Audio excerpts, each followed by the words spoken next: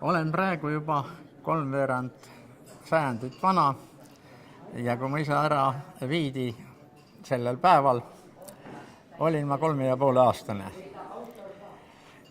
Isa on selle poolest haruldane mees, et ta õppursõdurina võttis osa vabadussõjast algusest lõpuni.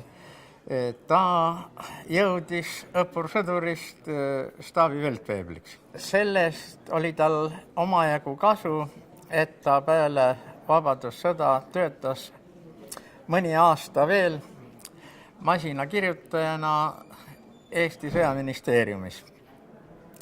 Ja isa ja ema abiellusid 1924 ja sügisel läksid mõlemad Tallinnasse praeguse Kunstiakadeemia ühte eelkäijasse, see oli kunsttööstuskooli, kus nad õppisid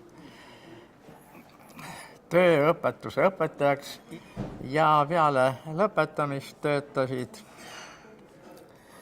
Ambla gümnaasiumis õpetajatena ja siis nad kutsuti tööle Penje põllude kooli, sest isa taluomanikuna tundis hästi põllutöömasinaid. Juba 14. juuni hommikul oli kuulda, et punaarmeelastega mingisugune auto, Vene siss oli see vist, jäi kinni, sest talus oli muu kõik korras, aga teed olid viletsad sinna, sest ta oli põhiteest kaugel ja keegi ei osanud sellele tähelepanu pöörata. Isa oli siis kesapõllul ja siis tuli see auto sinna ja ütles, et 2 tundi on aega, kusjuures nii nagu paljudel muudel juhtudel punaarmeelased, kes olid selle Venemaal üle elanud, andsid praktilist nõu.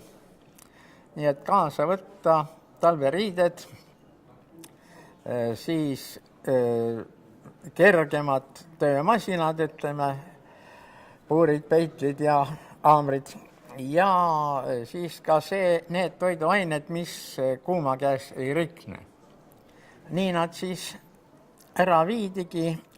Euroopa osast nad ei saanudki välja, enne hakkas sõda, sest kogu aeg tulid sõjaväe ešelonid vastu ja töötamine kolhoosis oli koos vene kulakutega, kes olid varem sinna jõudnud ja võtsid neid nii hästi vastu, nagu oskasid. Ja peale venelaste saabus umbes sama palju leedulasi kui eestlasi. Eriti raske oli esimene sõjatalv, sest konkreetne norm iga inimese kohta ällist hauani oli 1 päts leiba külanõukogust 1 inimese kohta nädalas. Ja kui oli see esimene talv üle, siis kevadel muidugi sai naati ja nõgesid juba vabalt süüa, oma kartul sai maha ja neid otsene nälg siis lõppes 42 sügisel. Ja kuna isa oskas paljusid töid, siis ta panigi seal isegi 1 veski käima, mis oli paarkümmend aastat seisnud peale kodusõda kuskil. Ja teda kutsuti ka linna Parbigisse elama, kus kahtlemata oleks teenistus olnud suurem, aga